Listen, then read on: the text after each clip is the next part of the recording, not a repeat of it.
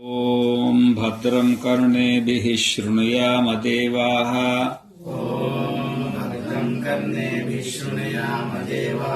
भद्रं पश्येमाक्षभिर्यजत्राः। स्थिरैरङ्गैः तुष्टुवागुंसस्तनूभिः।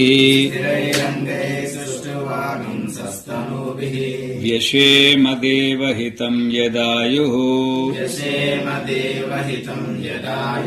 स्वस्ति न इन्द्रो वृद्धश्रवाः। स्वस्ति नः पूषा विश्ववेदाः। स्वस्ति नस्तार्क्ष्यो अरिष्टनेमिः। स्वस्ति नो बृहस्पतिर्दधातु। ओम शांतिः शांतिः शांतिः।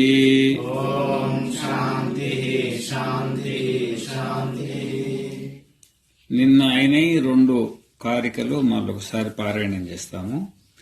ప్రపంచో యది విద్యేత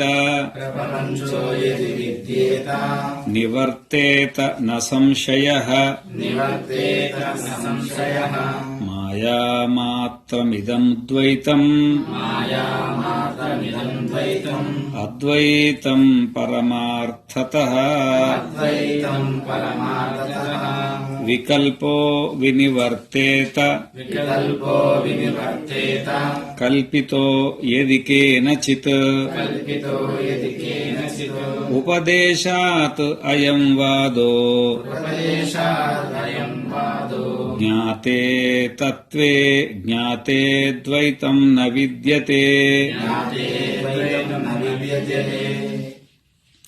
ఇవి రెండు నిన్న అయిపోయినాయి.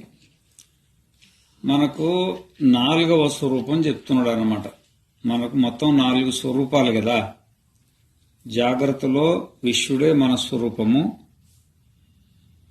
స్వప్నంలో తైజసత్వం మన స్వరూపము, సుషుప్తిలో ప్రాజ్ఞత్వం మన స్వరూపము, 4వది మన తురీయత్వం స్వరూపం. ఈ తురీయంలో ఉన్నప్పుడు ఉన్నప్పుడు పరిస్థితి ఎట్లుంటది అనేది చెప్తున్నాను. జాగ్రత్తలో ఉన్నప్పుడు ఎట్లుంటది అనే విషయము మనకు మంత్రంలో చెప్పిండే కదా. జాగరిత స్థానో బహిష్ప్రజ్ఞ సప్తాంగ ఏకోనవింశతిముఖ స్థూలభుకు వైశ్వానర ప్రథమ పాద. అంటే జాగ్రత్తావస్థలో మనం ఏ విధంగా ఉంటాము అని మొత్తం దాంట్లో మనకు వర్ణన జరిగిందనమాట. ఆ విధంగానే స్వప్నావస్థలో కూడా చెప్పింది.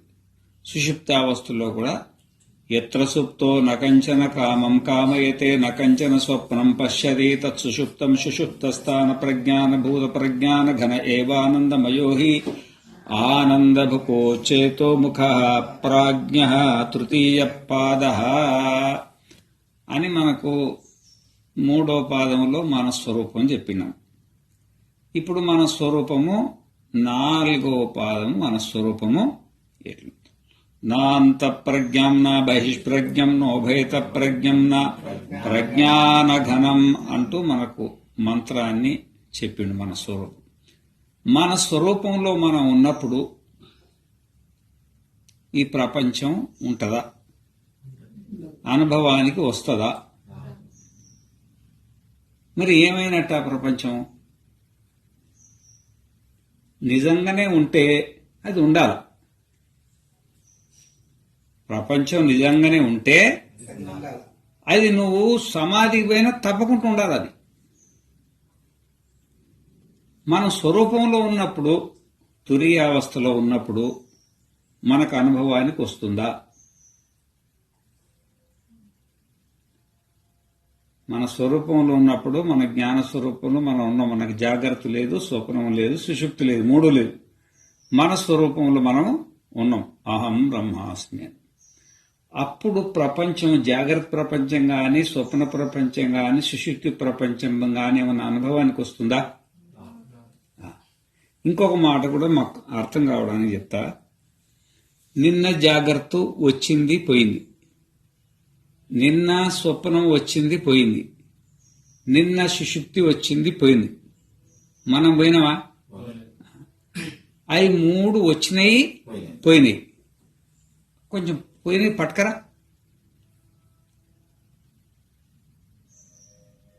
నిన్నటి జాగ్రత్తను పట్టుకరా. ఇప్పుడు నిన్న ఏ వారం? బుధవారం కదా. ఇప్పుడు 2022వ సంవత్సరం జనవరి నెల. నిన్న ఎన్నో తారీఖు?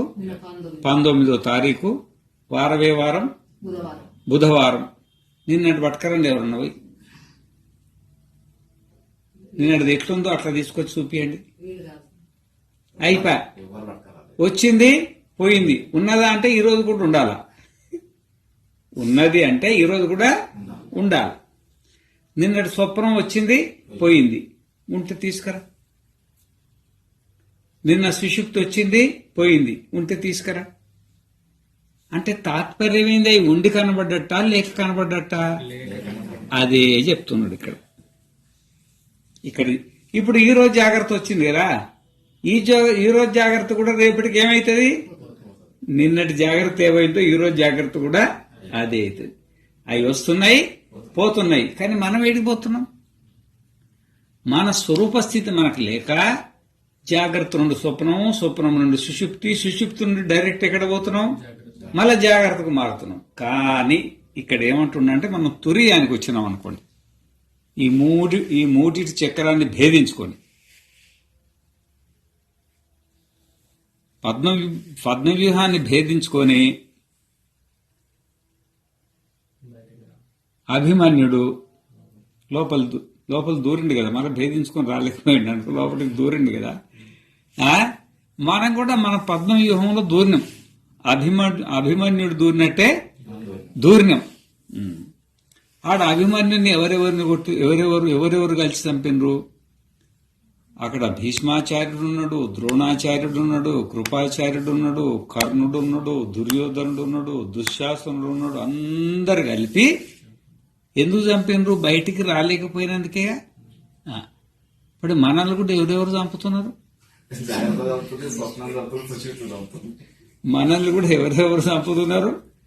ఇంకా ఎవరెవరు చంపుతున్నారో వాళ్ళ కాళ్ళకే తెలుసు. ఎందుకు చంపుతున్నారు? ఈ పద్మవ్యూహం నుండి బయటికి రాలేకపోతున్నందుకే కదా నీకు చావులన్నీ. ఏమి మనకు సంసారంలో దూరడమే తెలుస్తుంది, కానీ సంసారం నుండి బయటికి వెళ్ళడము తెలుస్తలేదు. సంసారం నుండి బయటికి వెళ్ళామనుకో, ఒకసారి జాగ్రత్త స్వప్న సుషుప్తులను దాటి మన స్వరూప జ్ఞానం మనకు కలిగి మన స్వరూపంలో ఉన్నామనుకోండి. ఆ మన స్వరూపంలో ఉంటే ఇంతకు ముందు అన్న ప్రపంచం ఉండింది కదా, మనం అనుభవించిన ప్రపంచం. మాయా మాత్రమిదం సర్వం అద్వైతం పరమార్థత. నిజానికి ఆ జాగ్రత్త, ఆ స్వప్నం, ఆ సుషుప్తి అనేది అది ఉండి కనబడలేదు, లేకనే కనబడింది. ఉండి కనబడ్డది అన్నమనుకో, నిన్నటిదంతా తెచ్చిపెట్టమాట. నేను నిన్నటి ప్రపంచము మొత్తం, నిన్నటిది మన్నటిది అవతల మొన్నటిది మొత్తం తెచ్చిపెట్టామంట. అది ఎవరి వల్ల అయితే చెప్పండి? కాదు. నిన్నటిది పోయింది. ఈ రోజు ఇప్పటికంటే ముందు గడిచింది పోయింది అన్నమాట. లేదది మాయా మాత్రం, ఇది లేకనే కనబడుతున్నది. ఎక్కడ లేకనే కనబడ్డది? అది మనము సమాధిలో ఉన్నప్పుడు, మనం స్వరూప స్థితిలో ఉన్నప్పుడు ఈ జాగ్రత్త ప్రపంచం గాని, స్వప్న ప్రపంచం గాని, సుషుప్తి ప్రపంచం గాని ఏది మనకు అనుభవానికి రాదు. అది ఒకవేళ నిజంగానే ఉంటే నువ్వు ఎక్కడున్నా ఎంబడి ఉండాలి. నువ్వెక్కడున్నా నీ ఎంబడి ఉండాలి, నిజంగానే ఉంటే. అర్థమైంది? ఇప్పుడు ఉదాహరణకి ఒక పృథ్వీ పరమాణు ఉందనుకోండి. పృథ్వీ అంటే మట్టిలో దాంట్లో నిజమైన గుణం ఏంటంటే వాసన. గంధవత్వం పృథివ్యాః లక్షణం. దాని నిజమైన గుణం ఏది? మట్టి. ఆ గుణం అనేది అది పరమాణువుగా ఉన్నా వదిలిపెట్టదు, అట్లే ఉంటది. ద్వణుకంగా ఉన్నా అట్లే ఉంటది, త్రసరేణువుగా ఉన్నా అట్లే ఉంటది. మొత్తం పృథివీ మొత్తం ముద్దయి భూమి తయారైనా అట్లే ఉంటది. మళ్ళా భూమి అంతా విచ్ఛిన్నం అయిపోయి మళ్ళా పరమాణువులైనా అట్లే ఉంటది. నిజమైన దాని స్వరూపము అది ఎక్కడికి వదిలిపెట్టిపోయే సమస్య లేనే లేదనమాట. మన నిజంగానే సంసారం యథార్థంగా ఉంటే మనం సమాధి ఉన్నప్పుడు కూడా తప్పకుండా ఉండి తీరాలా. మరి ఇక్కడనేమో కనబడుతుంది, అక్కడనేమో అస్సలు లేదు, తురియ స్థితిలో అస్సలు లేదు. మరి అస్సలు లేనప్పుడు ఈ ప్రపంచం అంతా ఏమైంది అని మనకు వస్తుంది కదా. ఈ ప్రపంచం ఏమైంది, ఇది ఎట్లొచ్చింది, ఎట్లా పోయింది, మనం ఇప్పుడు ఎక్కడున్నాం, ఎన్నో పాదములు ఉన్నాం? 4వ పాదం ఏంటి అంటే ఏంటి? తురియ పాదం అంటే ఏంది? సమాధి అంటే ఏంది? మనమే. ఇప్పుడు మనం మన స్వరూపంలో ఉన్నాం. మనకు జాగ్రత్త లేదు. మనం ఇప్పుడు విశ్వలం కాదు, మనం తైజస్సులం కాదు, మనం ప్రాజ్ఞులం కాదు. మనం ఇప్పుడు ఎవరో మనం నిజమైన స్వరూపం మనది. మరి మన నిజమైన స్వరూపంలో ఉన్నప్పుడు, మన ఆత్మస్వరూపంలో మనం ఉన్నప్పుడు ఈ జాగ్రత్త లేదు, స్వప్నములు, సుషుప్తి ఈ 3 అనుభవానికి రావు అని పెద్దోళ్ళు చెప్పారంట ఇంతకు ముందే. అనుభవజ్ఞులైన పెద్దవాళ్ళు చెప్పినారన్నమాట. మరి చెప్తే ఈ ప్రపంచం ఏడికి పోయి ఉంటది అని ఒకటి అనుమానం వస్తుంది కదా. సరే సమాధిలో ఉన్నప్పుడు, సరే పెద్దవాళ్ళు అంటున్నారు సమాధిలో మన స్వరూపంలో మనం ఉన్నప్పుడు జాగ్రత్త, స్వప్నం, సుషుప్తి ప్రపంచం అంతా పోయింది. ఏడికి పోయి ఉంటుంది? మరి ఏడికి పోయి ఉంటుంది? అది ఏడికి పోయి ఉంటుంది అంటే ఈయనేమంటాడు, అసలు ఉంటే కదా పోవడానికి అంటాడు. అసలు ఉంటే కదా పోవడానికి. ఉండేది ఏడికి పోతుంది? ఒక ఆయన ఏం చేసిందంటే ఒక ఊళ్ళోకి వచ్చి గంగాజలం పంచిపెడతాడు గుడి దగ్గర కూర్చొని. గంగాజలం ఎందుకంటే ఆయన కాశీ యాత్ర చేసి వచ్చినట్ట. ఊరోళ్ళందరికీ చెప్పేప్పుడు పోతారు కదా, కాశీకి పోతున్నా అని. మళ్ళీ వచ్చిన తర్వాత కాశీకి పోయి వచ్చింది, ఓ డప్పు కొట్టించింది. అయ్యా ఆయన తీర్థయాత్ర చేసి పూర్తి అయిపోయింది, గుడి దగ్గర తీర్థం ప్రసాదం మంచి పెడుతున్నారు అని వచ్చింది. సరే అందరూ ఇట్లనే స్నానం చేసి ఎవరు తీరినప్పుడు వాళ్ళు పోయి ఆడ తీర్థం తీసుకుంటున్నారు. ఒక పెద్ద మనిషి పోయిండు. ఆయన పోయి, స్వామి తీర్థం అయితే తీసుకున్నాడు, స్వామి తెలియక ఓ మాట అడుగుతా సమాధానం చెప్తారా అన్న. చెప్తా. మరి కాశీకి పోయినప్పుడు ఏదో వదిలిపెట్టాలంటారు కదా, బీరకాయో, బెండకాయో, టమాటకాయో, పొట్లకాయో, గుమ్మడికాయో ఏదో తనకి ఇష్టమైన ఇట్లా వదలాలంటారు కదా. స్వామి నువ్వేదైనా వదిలిపెట్టినవా అని అడిగాడు. ఎందుకంటే మళ్ళా వాళ్ళ ఇంటికి ఎప్పుడైనా భోజనానికి తీసుకపోతే మళ్ళీ అది పెట్టొద్దు కదా ఆయనకు. ముందే తెలుసుకుంటే ఏమవుతుంది అంటే, ఓహో ఇలా కాశీని ఇది వదిలిపెట్టి పోయింది కాబట్టి ఇక మన ఇంట్లోకి భిక్షకు పిలిచినప్పుడు మనం పెట్టొద్దని తెలుసుకోవడానికి అడిగిండు అన్నమాట. అంటే ఆయన అన్నాడు, సరే అందరు తల ఓ కాయ ఓ పండు వదులుతారయ్యా, ఈ కాయలు పండ్లు ఎందుకని ఇది నేను అసలు కోపాన్ని వదిలిపెట్టినా అన్నాడు. ఏమన్నాడు? కోపాన్ని వదిలిపెట్టి. ఈ పెద్ద మనిషికి అర్థం కాలే, అర్థం కాలేని బీరకాయ వదిలిపెట్టంగా, బెండకాయ ఎన్న గాని కోపం వదిలిపెట్టంగా అంటే నేను వినలేదు. ఏమన్నా పొరపాటుతో ఏమన్నా అన్నాడేమో, నేను వినడమే ఏమన్నా తప్పిందనేమో అనుకుని, అయ్యా ఏం వదిలినామయ్యా సరిగ్గా వినబడలేదు అన్నాడు. అంటే కోపం వదిలినా అంటే బీరకాయ, బెండకాయ, టమాటకాయ, కోపం అనేది కూడా ఒక కాయ ఉందో ఏమో, కోపం అనేది కూడా ఒక కాయ ఉందో ఏమో.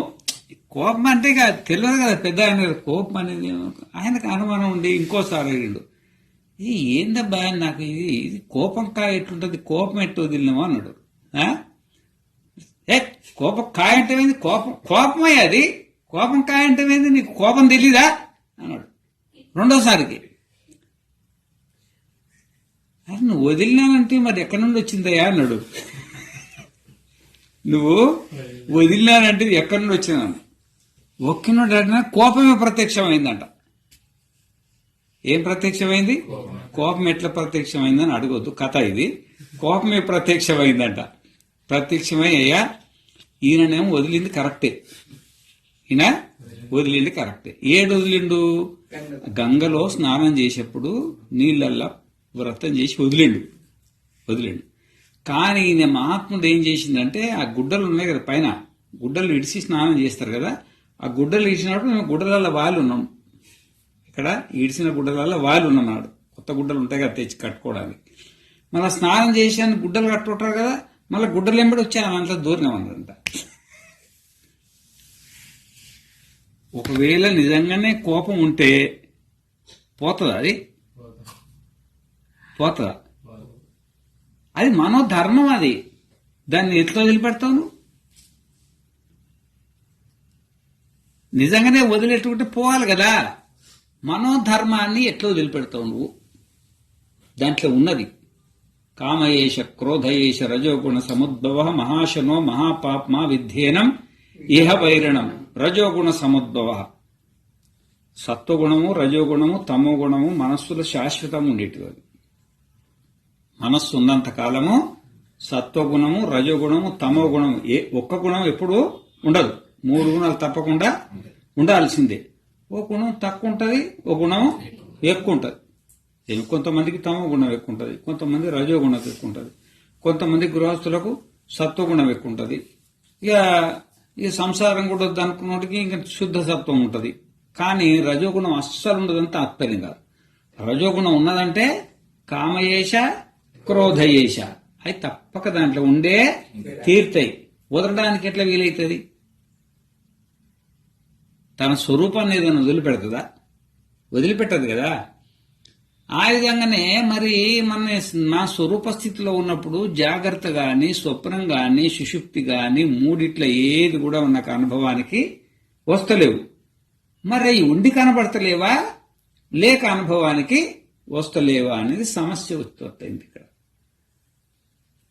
మనం నిన్న మన పుట్టి నుండి ఇప్పటిదాకా ఎన్ని జాగ్రత్తలు, ఎన్ని స్వప్నాలు, ఎన్ని సుషుప్తులు చూసినాము. ఇప్పుడు సమాధిలో ఉన్నాం. సమాధిలో ఉంటే మనకేం అనుభవానికి వస్తలేదు. మరి అనుభవానికి వస్తలేదంటే ఉండి వస్తలేదా లేక వస్తలేదా? ఉండి వచ్చేదైతే నీ సమాధిలో కూడా నిన్ను వదిలిపెట్టేది సమస్య లేనే లేదు. ఒకవేళ సంసారం ఉన్నదనుకో, జాగ్రత్తల నీ ఎమ్మడి ఉన్నట్టే, స్వప్నంలో నువ్వు ఎమ్మడి ఉన్నట్టే, సుషుప్తుల నీ ఎమ్మడి ఉన్నట్టే, సమాధిలో కూడా నీ ఎమ్మడి ఉండాల్సి తీరాల్సిందే. అందుకనే చెప్తున్నాడు అన్నమాట ఈడ, ప్రపంచో యది విద్యేత నివర్తేత నసంశయ. అసలు సంసారం అనేది ఉంటే దాని గురించి మాట్లాడాలి. అసలు సంసారం లేనే లేదు. మాయా మాత్రమిదం సర్వం అద్వైతం పరమార్థత. వాస్తవికంగా పరమార్థానికి ఉండేది మనమే, మనం భిన్నంగా ఏమీ లేదు అని. నిన్న ఈ తురి అవస్థలో ఉన్నప్పుడు ప్రపంచం అనేది జాగ్రత్త ప్రపంచం, స్వప్న ప్రపంచం, సుషుప్తి ప్రపంచం అనేది మనకు అనుభవానికి రాదు కదా. అది ఉండి రావట్లేదా లేక రావట్లేదా అని చెప్పినప్పుడు ఆ ప్రపంచం లేకనే రావట్లేదు అని సమాధానం మనకు చెప్పిండనమాట. చెప్పిన తర్వాత ఈరోజు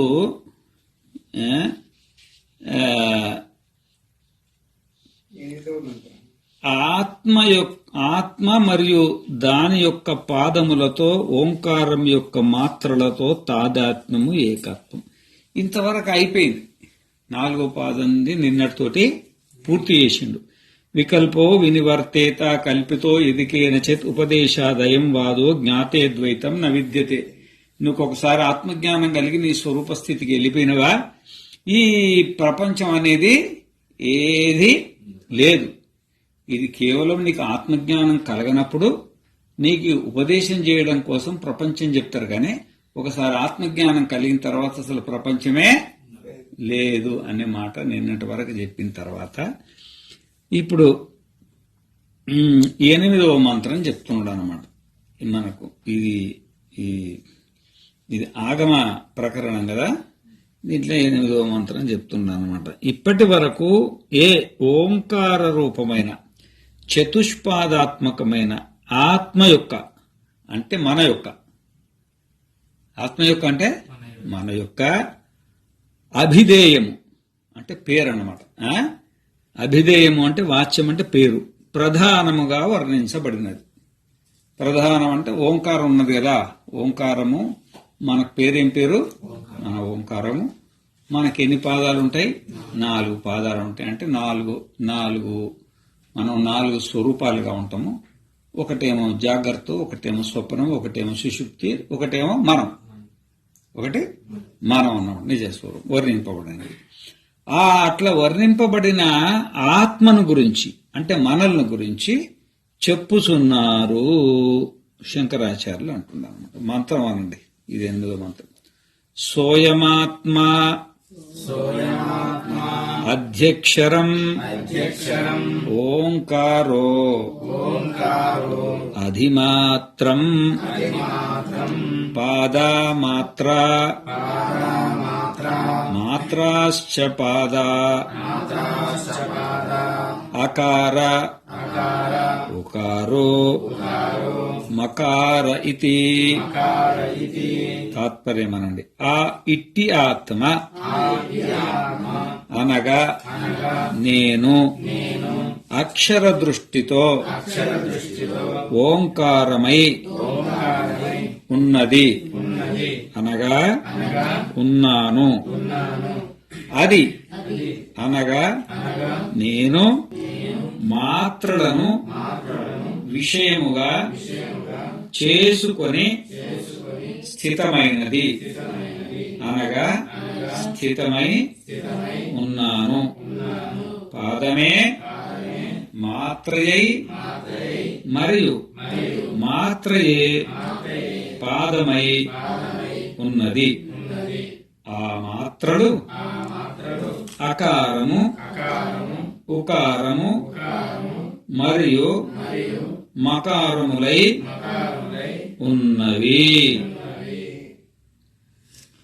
అయితే మనకు పేరు ఓంకారం కదా. ఈ ఓంకారం, ఈ ఓం ఉంది కదా, ఓం ఈ ఓ ఉంది కదా, ఓ దీర్ఘ ఓకారం. దీర్ఘ ఓకారం ఓకారం పక్కన సున్నా ఉంది కదా. అయితే సంస్కృతంలో ఈ సున్నా అనేది అరక్షరం, సగం అక్షరం.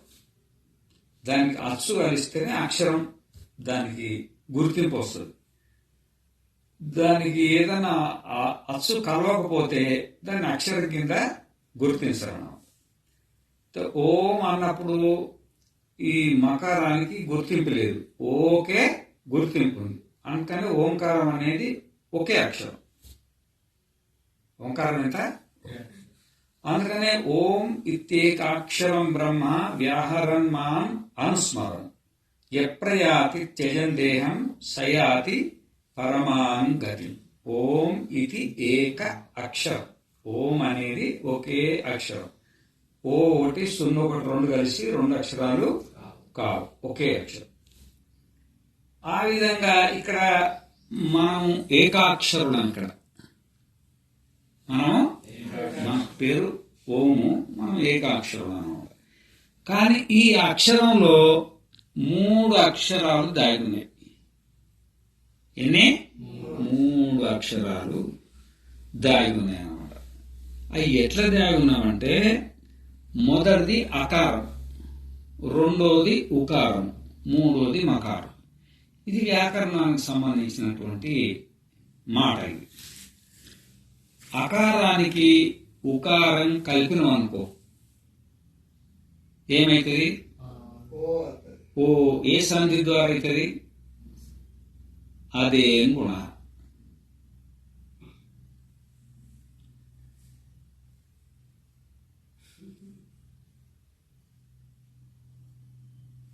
అకారానికి ఉకారం కలిగితే ఏ సూత్రం ద్వారా? అదే గుణ. అత్ ఏకు పరే గుణ ఆదేశస్య. దానికి కింద వార్తికం అన్నమాట. అదే గుణ. అత్ అంటే హ్రస్వకారానికి. ఇక్కడ అత్ అంటే ఏంది? హ్రస్వకారం. అత్ తూ ఉంది కదా, తూకు ముందు హ్రస్వం అయితే హ్రస్వమే, దీర్ఘమైతే దీర్ఘమే, దాంట్లో 2-3 కలవై. అత్ అంటే అ ఉంది, అది హ్రస్వాకారం కాదు. ఆత్ అన్నాడు అనుకో దీర్ఘాకారం అవుతుంది. ఓత్ అంటే దీర్ఘ ఓకారం అవుతుంది. ఇక్కడ అత్ అన్నాడు కాబట్టి హ్రస్వ ఆకారానికి పక్కన ఉకారం ఉందనుకో, ఉకారం ఉంటే ఏమవుతుంది? గుణసంధి ఓ అవుతుంది. ఎన్ని అక్షరాలు అయినప్పుడు అది ఆ ఊ కలిస్తే ఓ అయింది. అది పలకడానికి ఒక అక్షరం లెక్కనే ఉంది, కానీ దాని కడుపులో ఎన్ని అక్షరాలు ఉన్నాయి?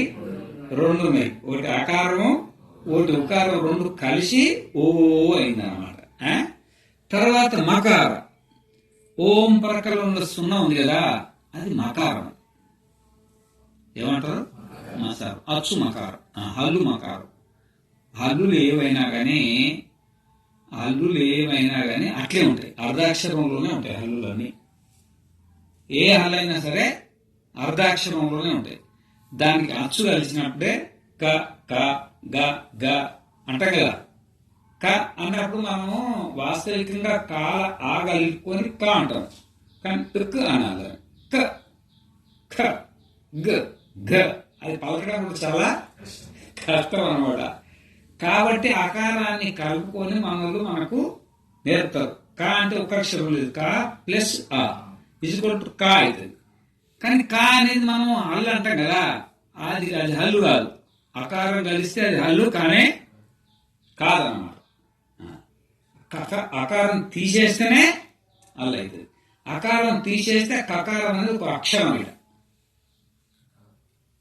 కకారం ఒక అక్షరం. 54 అక్షరాలలో తెలుగులో కకారం కూడా ఒక అక్షరం. ఆ కకారం కూడా అచ్చులేని కకారం, అచ్చులేని కకారం.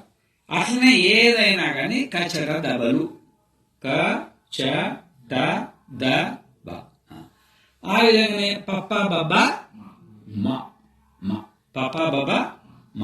కచట దబల వల్ల మరి బా ఉంది కదా, బాకు మొత్తం 5 ఉంటాయి కదా, పప్ప బబ్బ మా కదా.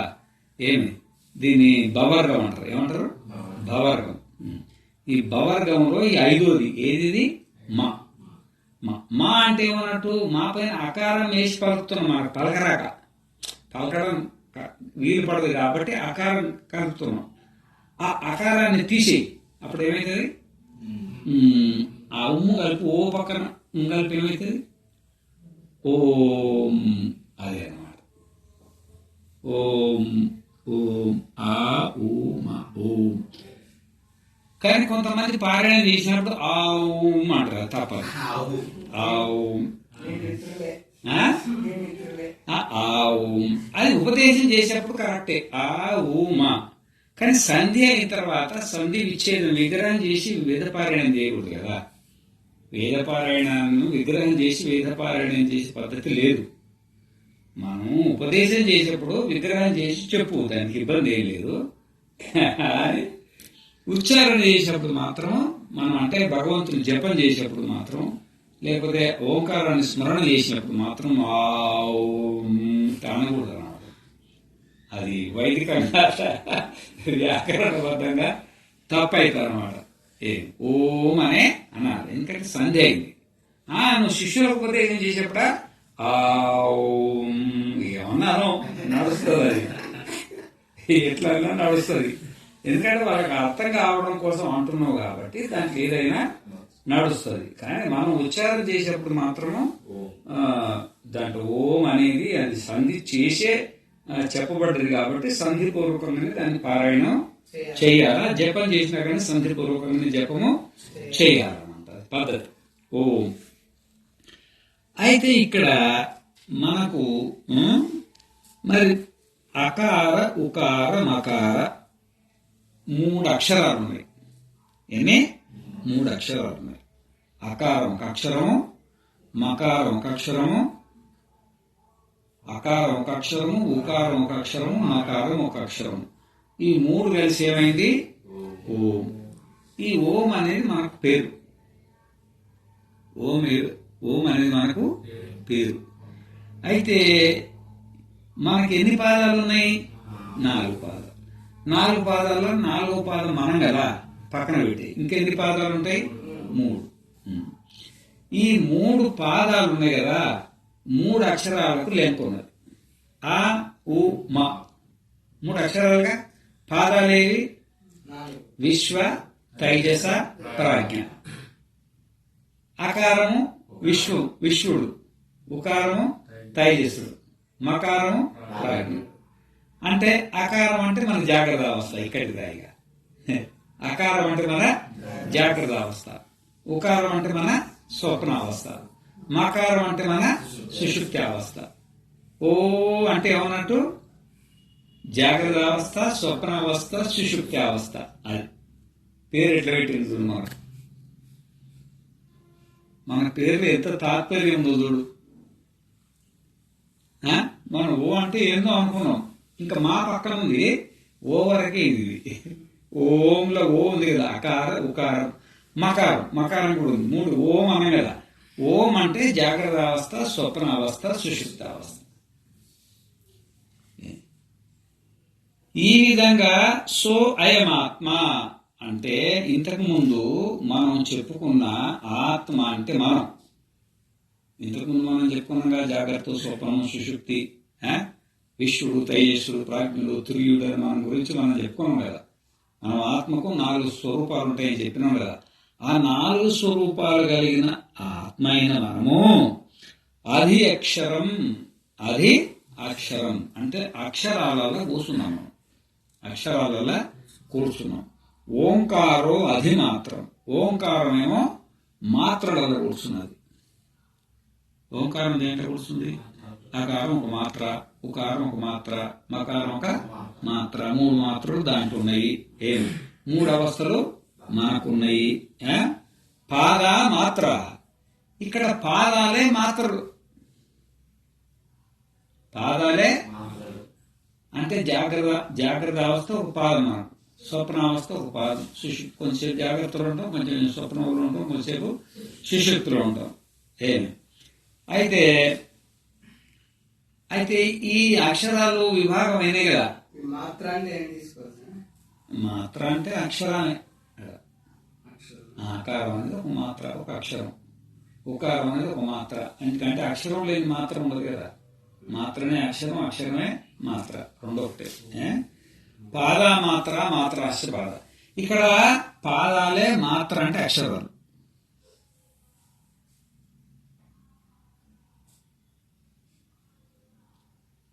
ఇప్పుడు ఓం అనేది ఒకసారి మనకు కుదరదు. ఓంలో ఎన్ని అక్షరాలు ఉన్నాయి? ఆ, ఉ, మా. ఇప్పుడు మనకేం పేరు? ఇప్పుడు జాగ్రత్త అవస్థలో ఉన్నాం.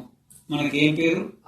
అది కాదు. ఇప్పుడు నిన్న జాగ్రత్త, స్వప్న, సుషుప్తులు 3 అయిపోయినాయి కాబట్టి నిన్న ఓంకారం అయిపోయింది. ఈరోజు ఓంకారం మొదలైంది. మళ్ళీ ఈరోజు ఓంకారం మొదలైంది. ఓంకారంలో ఎన్నో అక్షరం నడుస్తుంది మనకి. ఇప్పుడు మొదటి అక్షరం, మొదటి పాదానికి మొదటి అక్షరం. మొదటి అక్షరం. మొదటి పాదం పేరు ఏం పేరు? మొదటి పాదం పేరు ఆ. అక్షరాణం అకారోస్మి. జాగ్రత్త తోటి మన జీవితం ప్రారంభమవుతుంది అన్నమాట. అక్షరాణం అకారోస్మి. అయితే పాద మాత్ర. అయితే ఇప్పుడు మనకు జాగ్రత్తల మొత్తం కలిసి మన పేరు ఓంకారమైన. జాగ్రత్త మన పేరు ఏం పేరు? ఆ. స్వప్నంలో మన పేరు ఏం పేరు? ఉ. సుషుప్తిలో మన పేరు ఏం పేరు? మా. పాద మాత్ర. మాత్రాశ్చ పాద. మాత్రలు పాద. పాదాలు మాత్ర అయితే మాత్రలు పాదాలు అంటే పాదాలు మాత్రలు వేరు వేరు కాదు. ఆ అంటే జాగ్రత్త అన్న ఆయ్. స్వప్నం అన్న ఊయే, ఊ అన్న స్వప్నమే. బెల్లము అన్న. బెల్లం అంటే బెల్లం పదార్థం వేరు, బెల్లం శబ్దం వేరా? బెల్లమే శబ్దం, శబ్దమే బెల్లం. ఛాయ్ అన్న. ఛాయనే ఛాయ. అట్లా నామనామినోర భేద. పేరుకు పదార్థానికి భేదం లేదు. మిరపకాయ అంటాం, మిరపకాయ. కర్పూరము అంటాం, కర్పూరం. ఏది? మంగళహారతి అంటే మంగళహారతి. అది ఊరికే అనుకోవడానికి శబ్దం వేరుగా అనిపిస్తుంది కానీ పదార్థానికంటే శబ్దం వేరు కాదు. ఆ విధంగానే అకారానికి జాగ్రత్తావస్థకు భేదం లేదు, ఉకారానికి స్వప్నావస్థకు భేదం లేదు, మకారానికి సుషుప్తి అవస్థకు భేదం లేదు. అంటే జాగ్రత్త అకారము, జాగ్రత్త ఆకారం, స్వప్నమే ఉకారము, సుషుప్తే మకారం. మకారానికి అవస్థకు ఎట్లాంటి తేడా లేదు. అదే పాద మాత్ర మాత్రాశ్చ పాద అకార ఉకారో మకార ఇది. అకార ఉకారో అకార ఉకార అకార ఊ పక్కన ఉంది కాబట్టి ఆడ విసర్గలోపమైంది. అక్కడ విసర్గలోపం అచ్చు పరంగా ఉంటే ముందున్న విసర్గాలు ఏదోటి అయిపోతాయి, కనబడకుండా అయిపోతాయి. అకార ఉకారో మకారం పక్కన మకారం అల్లుంది కాబట్టి రో అయింది. ఇక్కడ అర్థమైందా? మరి మకార ఇతి అన్నాడు. ఇతి ఈ పక్కన ఉంది కదా అచ్చు, ఆడ విసర్గాలు మాయమైపోయింది. అకార ఉకార మకార ఇతి అని అనుకోవాలి. ఆ ఇట్టి ఆత్మ దీనికి మంత్రానికి తాత్పర్యం. అంటే ఆ ఇట్టి ఆత్మ అంటే మనకు ఇంతవరకు మన స్వరూపాన్ని వర్ణించింది కదా.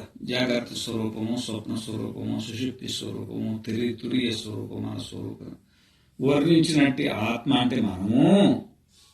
ఆత్మ అంటే మనము అక్షర దృష్టితో, అక్షరాల దృష్టితో ఓంకారమై ఉన్నాం.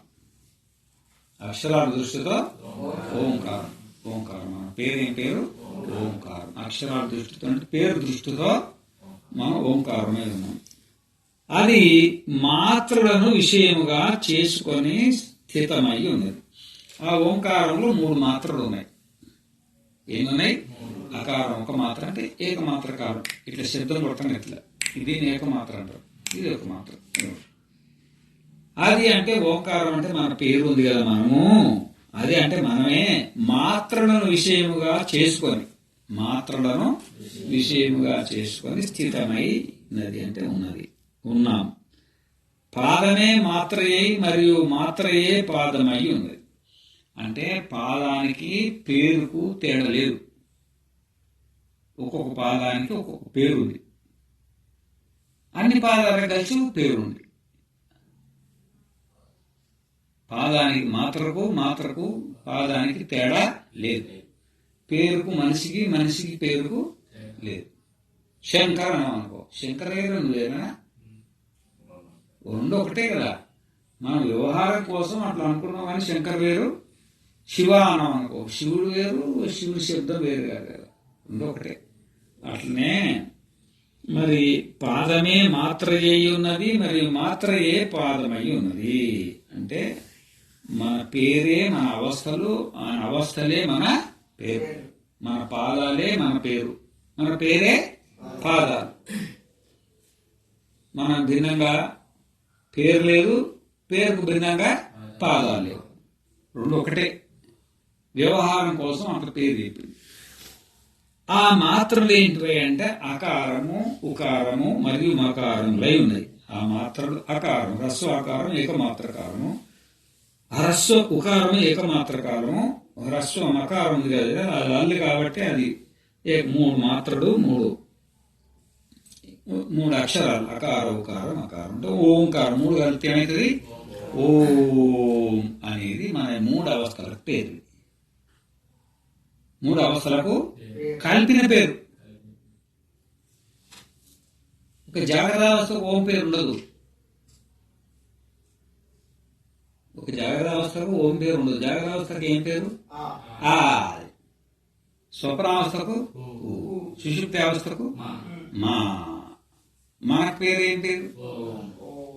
ఓం అంటే ఇంకా మనకు పేరు రాలేదు, చెప్తాడు.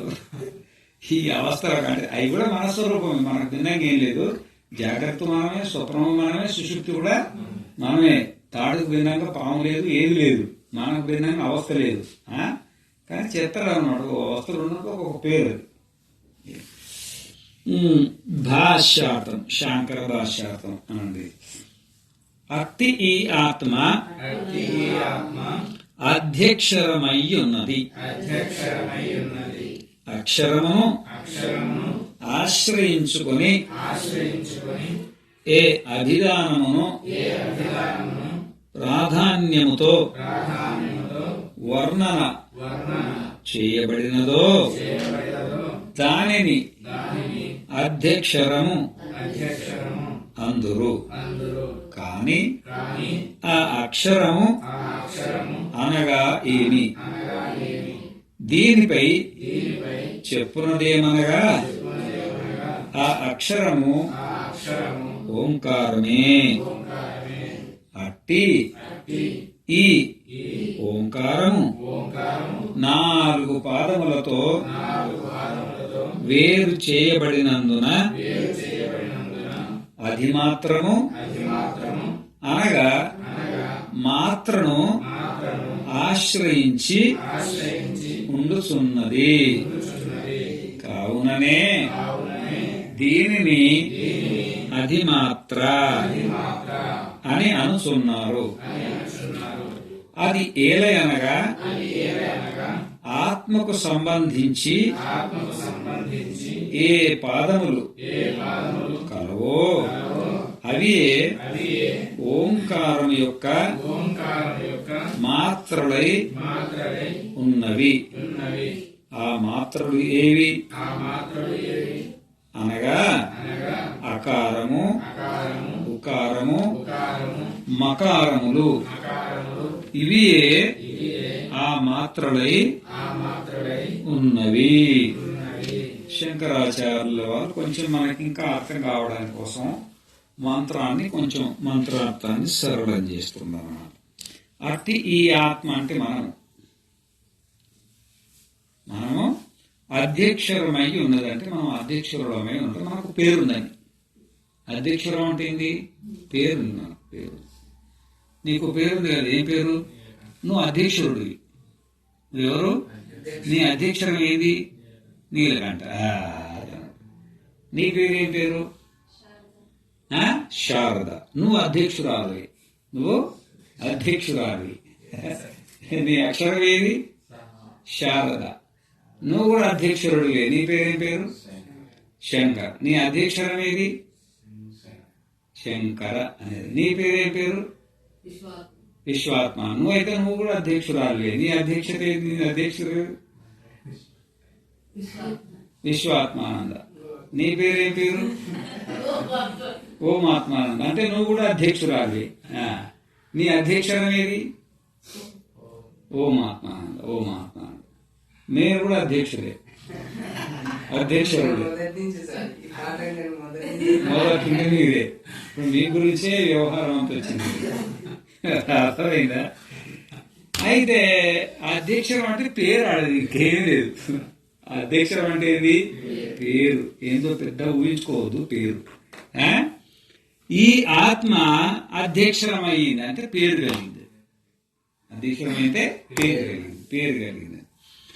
అక్షరమును ఆశ్రయించుకొని ఏ అభిధానమును ప్రాధాన్యముతో వర్ణన చేయబడినదో దానిని అధ్యక్షరం అందరు. అక్షరాన్ని ఆశ్రయించుకొని ఒకటి చెప్పదలుచుకున్నాం. ఉదాహరణకి మామిడి పండు అనేది ఒక పదం. ఆ పదాన్ని ఆశ్రయించుకొని ఒక పదార్థాన్ని చెప్పదలుచుకున్నాం. ఓహో, మామిడి చెట్టు అనేది ఇట్లుంటది. మామిడి చెట్లు ఎన్ని రకాలు ఉంటాయి. దీంట్లో బంగినపల్లి ఒక రకం ఉంటుంది, దశహరి ఒక రకం ఉంటుంది, ఈ పండు ఇట్లుంటుంది, ఈ పండు ఇట్లుంటుంది, ఈ పండు ఇట్లుంటుంది. ఒక పండుకు పేరు పెట్టుకొని ఆ పండును ఈ పేరుతోటి మనం ఏం చేసుకుంటున్నాము? వర్ణిస్తున్నాం అన్నమాట. ఆ విధంగానే మనకు పేరు పెట్టి మనకొక పేరు పెట్టుకొని ఆ పేరుతోటి మనల్ని వర్ణిస్తున్నాడు. ఇంతే తేడా, ఇంకేం లేదు. అర్థమైందా? అక్షరమును ఆశ్రయించుకొని అనగా పేరును ఆశ్రయించుకొని. అక్షరం అంటే ఏంటి? పేరును ఆశ్రయించుకొని. ఏదో ఒక పేరును ఆశ్రయించుకొని ఒక వస్తువుని గురించి మాట్లాడాలా, దానికి ఒక పేరు పెట్టుకొని. ఇప్పుడు భూమి ఉంది, భూమిని గురించి మాట్లాడాలా అంటే మనం పృథ్వీ అని పేరు పెట్టుకోవాలి. ఆ పృథ్వీ నీళ్ళ కంటే వేరుగా ఉంటుంది, అగ్ని కంటే వేరుగా ఉంటుంది, గాలి కంటే వేరుగా ఉంటుంది, ఆకాశం కంటే వేరుగా ఉంటుంది, మనస్సు కంటే వేరుగా ఉంటుంది. ఎందుకంటే అన్యోన్యాభావం ఉంది. దానికి ఉన్నారు, దీంట్లో లేవు, దీనికి ఉన్నారు, దాంట్లో లేవు. వారం రోజులు ఉపన్యాసం చెప్పవచ్చు. వారం రోజులు పృథ్వీ గురించి చెప్పవచ్చు. అసలు దానికి పేరే పెట్టలేదు అనుకో, ఏమని చెప్పొస్తుంది? ముందు దానికి పేరు పెట్టి మళ్ళీ దాని గురించి మాట్లాడాలి. ఆ విధంగా మనకు ముందు పేరు పెట్టుకొని మనం దాని గురించి మాట్లాడుకోవాలి. అర్థమైంది కదా? అయితే అక్షరమును ఆశ్రయించుకొని ఏ అభిధానము ప్రాధాన్యముతో వర్ణన చేయబడినదో, ఒక మనం పేరు పెట్టుకొని ఆ పేరును ఆశ్రయించుకొని మనం మనల గురించి వర్ణన చేస్తున్నాం. దానిని అధ్యక్షరం అందరు. మనం దేనికి పేరు పెట్టుకొని దాని గురించి మాట్లాడతాము, దాన్ని అధ్యక్షరం అంటాం. ఇప్పుడు కొత్తగా పిల్లోడు పుట్టిందయా, కొత్తగా పిల్లోడు పుట్టిండు, ఊరు నిండా పిల్లలే ఉన్నారు, వానికి ఏం పేరు పెట్టలేదు అనుకో, వాని గురించి ఏం మాట్లాడొస్తుంది ఊర్లో చెప్పండి? ఏం మాట్లాడాలా? ముందు పేరు పెట్టినాకనే మాట్లాడాలి, లేకపోతే మాట్లాడడానికి లేదుదా? ఏం మాట్లాడడానికి రాదు, ముందు పేరు పెట్టాల్సింది. ఆ విధంగానే మనకు ముందు పేరు పెట్టిరు. ఏం పేరు? ఓ. ఇక మాట్లాడతారు. ముందు శంకర్ అని పేరు పెట్టిండు. శంకర్ అని పేరు పెట్టిన తర్వాత పెడతారు అనమాట. ఈ శంకర్కు అమ్మ ఎవరో తెలుసా? శంకర్కు నాయన ఎవరో తెలుసా? ఆయన ఏ ఊర్లో పెట్టిన తెలుసా? వాళ్ళు ఏం చేస్తారో తెలుసా? వాళ్ళకి అన్నదమ్ములు ఎంతమంది ఉందో తెలుసా? ఇక ఓ 1,00,000 మాట్లాడతారు. అసలు పేరే పెట్టారు అనుకో, ఏం మాట్లాడుతావు చెప్పు? మాట్లాడడానికి వీలవుతుందా? కాదు కదా? ఆ విధంగానే మనకు ముందు పేరు పెట్టి ఇట్లుంటది, జాగ్రత్త అవస్థ ఇట్లుంటది, స్వప్న అవస్థలో ఇట్లుంటది, సుషుప్త అవస్థలో ఇట్లుంటది అని మళ్ళీ దాని గురించి ఇంతే. ఇట్లా పెద్ద రహస్యం ఏమీ లేదు. మనకు ముందు పేరు పెట్టిండ్రు, ఆ పేరును దీన్ని కలుపుతున్నారు అంట. మన పేర్లు ఎట్లుంటాయి? ఈ పేర్లు ఇట్లుంది, అకారం ఉకారం అకారం జాగ్రత్త స్వప్న వర్ణించింది కదా. కానీ మన పేర్లు అట్లుండే. మన పేర్లు కొంతమంది కరెక్టే పెడతారు, కొంతమంది ఆనంద స్వామి అని ఒక ఆయన పేరు పెట్టినట్ట. ఏం పేరు? ఎప్పుడు పోయి చూసినా ఏడుస్తూనే ఉంటాడు. అసలు పేరుకు అనుకూలంగా ఉండాలి కదా, ఎప్పుడు ఏడలేదంట. ఒక ఆయన పేరు ఆరోగ్య స్వామి అని పెట్టిందంట. ఎప్పుడు హాస్పిటల్లో పడుతున్నట్టు పేరు ఆరోగ్య స్వామి, ఎప్పుడు హాస్పిటల్లో ఉంటాడు అన్నమాట. కానీ మన పేరు అట్లా లేదు, మన పేరు అట్లా లేదు. కలుపుతున్నాడు వాళ్ళ పేరుకు మన స్వరూపానికి కలుపుతున్నాడు. కానీ ఆ అక్షరం అనగా ఏమి? అసలు అక్షరం అంటే ఏమి అంటే పేరు అంటే ఏది? దానిపై చెప్పుతున్నది ఏమనగా అది ఏ ఓంకారం. అక్షరం అంటే ఏం కాదు, ఏందో కాదు, మన పేరు. అందరికి పేరు పెట్టినట్టే మనకు కూడా పేరు ఉండాలి. మన పేరు ఏం పేరు? ఓం. నా పేరు అది కాదు కదంటే, అంటే నువ్వు శరీరం అనుకున్నప్పుడు నీ శరీరం పేరు మీ అమ్మ నాయన పెడతారు. కానీ శరీరం మన పేరు కాదు, మన శరీరానికి పేరు, మన పేరు కాదు. మన పేరు ఏంటి? ఓంకారం. అట్టి ఈ ఓంకారము పాద రూపములతో వేరు చేయబడినందువలన, మరి మనం ఓంకారం కదా, ఆ ఓంకారం అనేది పాదాలతోటి విభాగం చేసింది. మనం ఒక తీరు ఉంటలేం కదా. జాగ్రత్తలో ఒక రకంగా ఉంటున్నాం, స్వప్నంలో ఒక రకంగా ఉంటున్నాం, సుషుప్తిలో ఒక రకంగా ఉంటున్నాం, సమాధిలో ఇంకో రకం. మన రకాన్ని బట్టి పేరు పెట్టింది. ఎప్పుడో ఒక తీరు ఉంటే ఒకటే అక్షరం ఉంటుంది, అని ఉండదు అంతే, ఊ అని ఉండదు, ఏదో ఒకటి ఉండదు అంతే. కానీ ఇప్పుడు మరి 4 అక్షరాలు అయినాయి కదా. కాబట్టి అట్టి ఈ ఓంకారం అంటే ఓంకార స్వరూపమైన మనము పాద రూపములతో, పాదం మనం ఒక్కలమే అయినా కానీ జాగ్రత్తలో ఒక రకంగా ఉన్నాం, స్వప్నంలో ఒక రకంగా ఉన్నాం, సుషుప్తిలో ఒక రకంగా ఉన్నాం, అవి 3 లేనప్పుడు ఇంకొక రకంగా ఉన్నాం. వేరు చేయబడినందువలన అది మాత్రము అనగా మాత్రను ఆశ్రయించి ఉండుతున్నది. అంటే ఒక్కొక్కప్పుడు ఒక్కొక్క రకంగా ఉన్నాం కదా, ఒక్కొక్క రకంగా ఉన్నప్పుడు ఒక్కొక్క పేరు పెట్టింది. మళ్ళీ జాగ్రత్తలో ఉన్నావుగా నీ పేరు ఆ, స్వప్నంలో ఉన్నావుగా నీ పేరు ఊ, సుషుప్తిలో ఉన్నావుగా నీ పేరు మా. అవి 3 లేకుండా ఇట్లా ధ్యానంలో సమాధి ఉన్నాం అనుకో, నీ పేరు రాలేదా? పేరు రాలేదు, వస్తుంది. ఇప్పుడు ఓం అనేది ఉంది కదా, మీకు తెలిసింది మూడు మాత్రలు, మాత్రలను ఆశ్రయించుకోండి. ఇది గుర్తుపెట్టుకోండి. ఇది మాత్రలు. అకారం ఒక మాత్ర, ఉకారం ఒక మాత్ర, మకారం ఒక మాత్ర. ఈ 54 అక్షరాలు మాత్రను ఆశ్రయించుకునే ఉంటుంది. మాత్రం తీసేసి అక్షరమే లేదన్నమాట.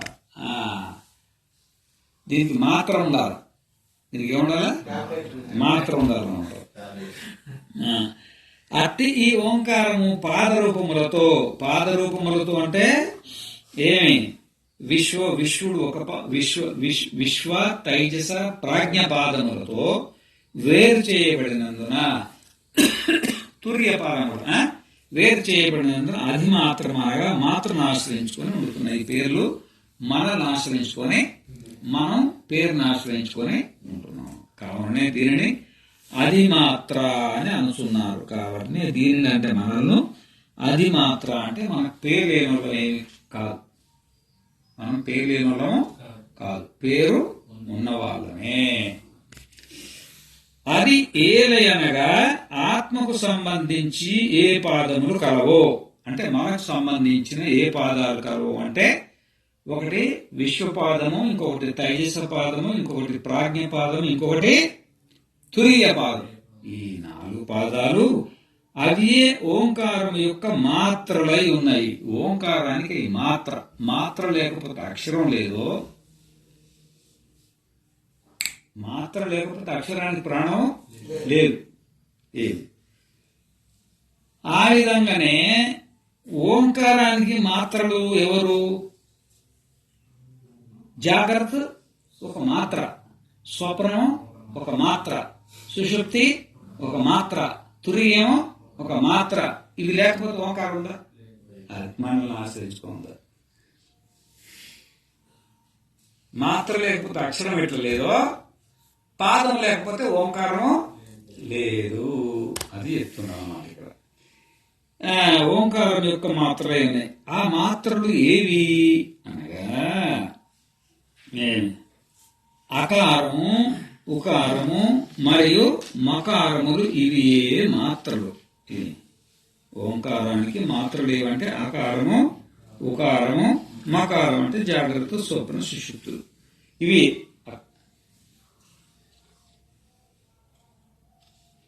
అర్థమైందా? అంటే ఇక్కడ మీరు ఏమనుకుంటారు అంటే సామాన్యంగా ఎక్కడ వస్తుందంటే మాత్ర అనేది అక్షరానికి సంబంధించింది, కానీ మనకెట్లా సంబంధిస్తుంది? అ అంటే ఒక మాత్ర అక్షరం కాబట్టి, ఊ అంటే ఒక మాత్ర అక్షరం కాబట్టి, మా అంటే ఒక మాత్ర అక్షరం కాబట్టి అక్షరానికి మాత్ర ఉంటుంది. అక్షరానికి మాత్ర ఉంటుంది. ఇక్కడ మాత్ర ఏంది? అవస్థనే మాత్ర, పాదమే మాత్ర, పాదమే మాత్ర,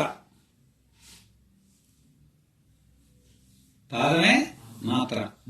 బయట అక్షరాలకేమో ఈ మాత్రలు, ఈ మాత్రలు.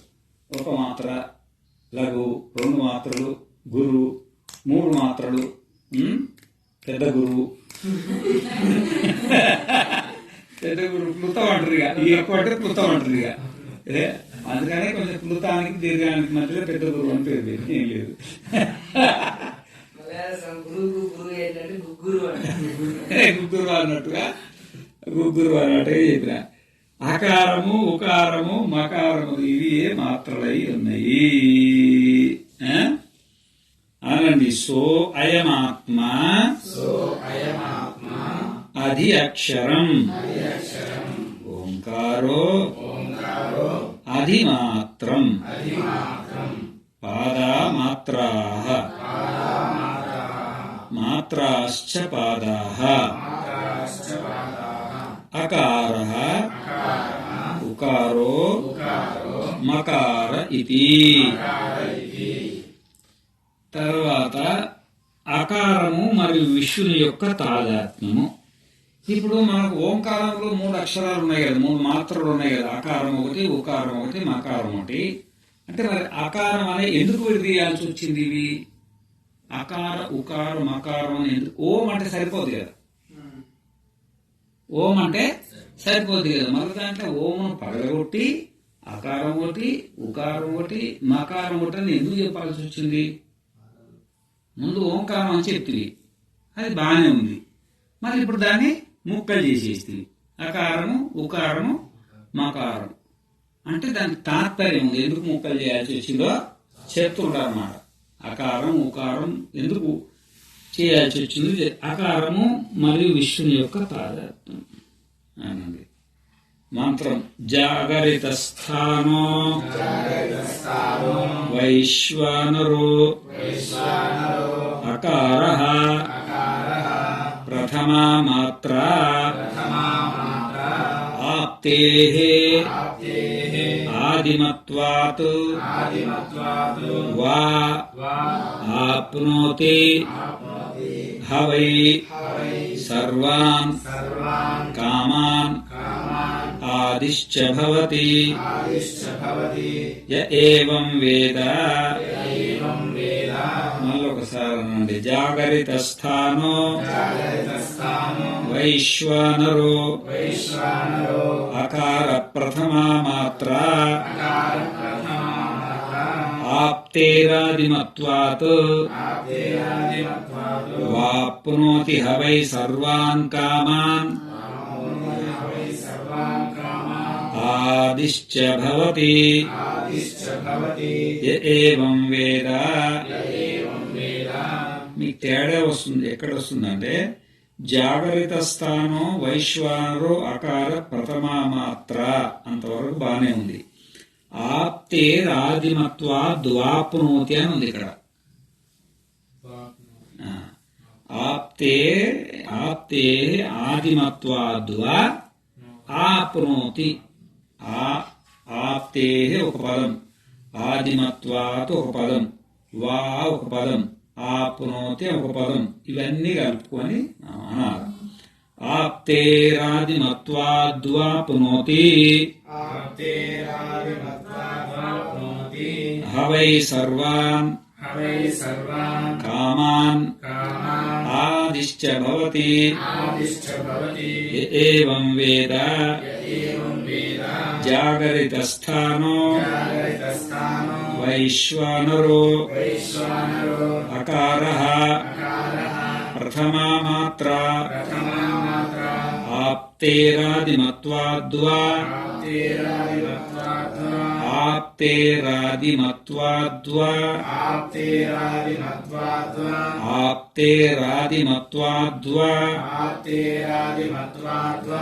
ఆప్నోతి ఆప్నోతి హవై సర్వాన్ ఆప్నోతి హవై సర్వాన్ కామానాదిశ్చ భవతి సర్వాన్ కామాన్ ఆదిశ్చ భవతి య ఏవం వేద. జాగరిత స్థానో వైశ్వానరః అకారో ప్రథమా మాత్ర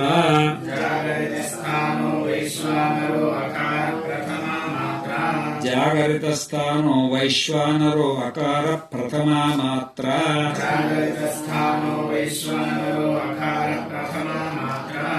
ఆప్తేరాదిమత్వాద్వాప్నోతి హవై సర్వాన్ కామాన్.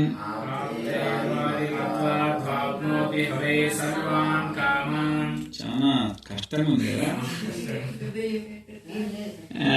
అదే అన్నమాట. ఆప్తేరాదిమత్వాద్వా ఆప్తేరాదిమత్వాద్వా ఆప్నోతి హవై సర్వాన్ కామాన్ ఆదిశ్చ భవతి య ఏవం వేద.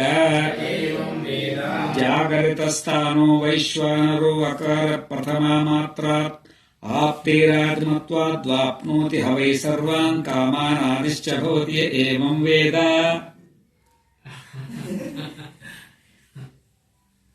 లాగుతలేదే మళ్ళా అనాలా? జాగరిత స్థానో వైశ్వానరో అకార ప్రథమా మాత్ర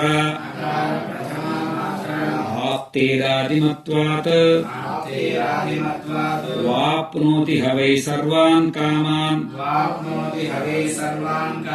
వాప్నోతి హవై సర్వాన్ కామాన్ आदिश्च भवति य एवं वेद जागरितस्थानो वैश्वानरो अकारः प्रथमा मात्रा आप्तेः आतिमत्वात् वा आप्नोति हवै सर्वान् कामान् आदिश्च भवति य एवं वेद దీన్ని రేపు చెప్పుకుందాం. ఓం భద్రం కర్ణేభిః శృణుయామదేవాః భద్రం పశ్యేమాక్షభిర్యజత్రాః స్థిరైరంగైః తుష్టువాగుంసస్తనూభిः వ్యశేమ దేవహితం యదాయుః స్వస్తి న ఇంద్రో వృద్ధశ్రవాः స్వస్తి నః పూషా విశ్వవేదాः స్వస్తి నస్తార్క్ష్యో అరిష్టనేమిः స్వస్తి నో బృహస్పతిర్దధాతు. ఓం శాంతి శాంతి శాంతి.